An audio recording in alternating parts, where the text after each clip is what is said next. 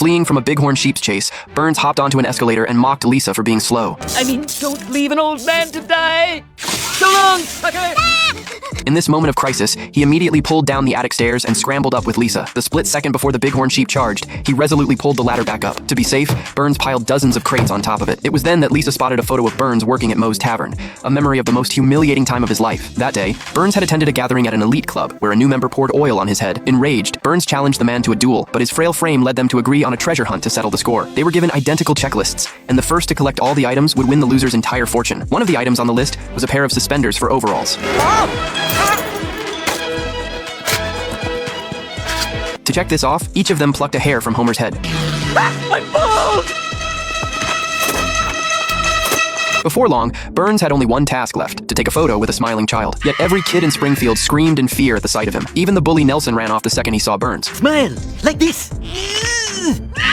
In the end, not a single photo Burns took featured a smiling child, while his rival completed the task, seized all of Burns' wealth, and threw him out of his mansion. Homeless, Burns had no choice but to take refuge in the cemetery where his relatives were buried, but to fill his stomach, he was forced to work at Moe's Tavern. When Homer and his friends saw him there, they ordered him around relentlessly, but this humiliating existence didn't last long. One day, Burns found a letter hidden under a jar of eggs, and secretly steamed it open to read using the steam from Moe's coffee machine. If you're reading this, I am dead, and you are about to learn the story of my treasure. Treasure? Treasure? Oh, has a cappuccino machine? Just then, Marge brought the kids back to the cave, and Homer told them to sit down and listen to Lisa's story. Once, Moe had headed out to buy toilet freshener, and as he rounded a corner, a car hit him and sent him flying. Moe had been furious until he saw Edna step out of the car, and he fell head over heels for her in an instant. Learning it was Edna's first time in Springfield, Moe offered to take her to his tavern, but Edna hated taverns because her ex-husband was an alcoholic. At that, Moe immediately tossed off his apron and lied, claiming he worked as an addiction counselor helping people quit drinking. To win Edna's heart, Moe threw all the drunks out of his tavern. Bonnie, how do you keep getting back in? I'm a drunk. I don't know nothing about how I do anything. Oh!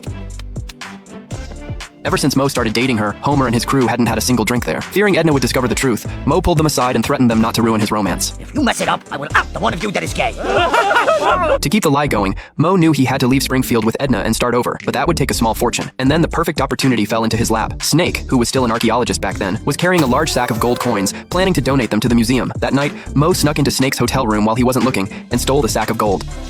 I've been robbed! From that day on, Snake lost his dream and turned into a criminal, taking his revenge on society. All that was left now was for Edna to resign from her job as a teacher, and she and Moe could leave Springfield for good. But Edna changed her mind after walking out of the school. She'd stepped inside and seen Bart still in the classroom. Bart explained he'd been given detention for the entire summer because his grades were so terrible. When Edna heard Bart say everyone had given up on him, she decided to stay at Springfield Elementary and keep teaching him. In reality, Bart hadn't been given detention at all. He was just stalling for time, covering for Nelson as he stole a microscope.